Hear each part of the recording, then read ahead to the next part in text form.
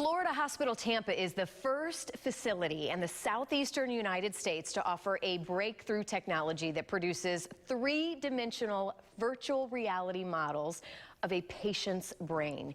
Here today to explain what this means is Dr. Raul Oliveira, a neurosurgeon at Florida Hospital Tampa Neuroscience Institute. Good morning, doctor. Good morning. Hi, how you doing? We talk about medical breakthroughs kind of a lot. I think people are very eager, very interested to hear kind of what the new thing is. I get excited about these when doctors are excited about these, and this really is, you say, kind of the wave, the future of technology. Explain what this is here this morning and why this is so exciting in the medical community. Yeah, absolutely. You know, as a USF neurosurgeon, part of the cranial division, I am very happy that Florida Hospital Tampa was able to give this to us or allow us to work with this. Yes. This is basically how we are going to approach our surgeries in the future. It's virtual reality, it's three-dimensional.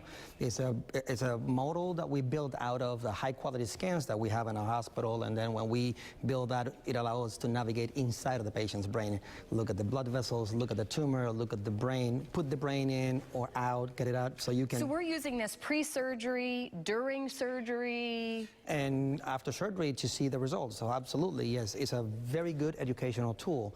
Like we were talking about this before, I think this is, I trained for 9 years to be able to imagine this inside of my head. And now with a click, the patients have access to all that information. So what can we look at? I mean, what are you looking for? Who generally, when you go to use this, what are we looking for in the patients? Well, we look at the patient is we reconstruct intracranial structures with 3D imaging. They can put the headset on in my clinic, and then they can actually look at the inside of their own head. I can explain to them how am I going to approach either the tumor or the vascular malformation or the aneurysm, how it looks from behind, how am I going to maneuver inside of their head, the angle I'm going to get, potential complications, vascular injuries, maybe a stroke, how to avoid a hemorrhage.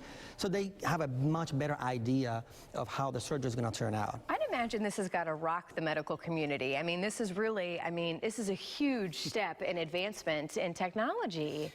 I think it will. I think it's the way of the future. So far, we only have axial, coronal, sagittal. So we have the three planes on a flat screen. We put them in our head and imagine what we're going to look at when we're inside of the patient's brain. Can we go ahead and do it? And I know we have some B-roll we're going to show in just a minute, too. But this is the headset. So this is what you're talking about. Headset. So you have the images up here that you can look at. But this is really kind of where it all comes into play. So you put this on as the doctor and as the patient, correct? Absolutely. All right. And then you can look around. Now you're inside of the patient's head. You're looking at the tumor, you're looking at the blood vessels. You can walk around from the bottom, from the top. You can follow the blood vessels to see when they get into the tumor, how they fit the tumor, all those things. And not only I use it to teach the patients or the residents that come to operate with us, but also we use it inside of the OR. We know exactly when we are in the OR, we can navigate these images. So I know that if I don't see structures right there on the microscope on my field, by looking at this in the background, I know I'm about to get there, so I can avoid injuries and complications. Wow. So it's very, very interesting, and still in the preliminary phases. It's still experimental. It's not the mainstay of therapy. As a matter of fact, I should say there's no extra cost for the patients. Well, and that's what I was going to ask. If I'm a patient, I'm assuming, wait a minute, this is going to cost me a lot more money to try to have any testing done. You say patients aren't going to see a cost difference. No, because we just generate these images out of the regular images the patients get to get the surgery no matter what these days.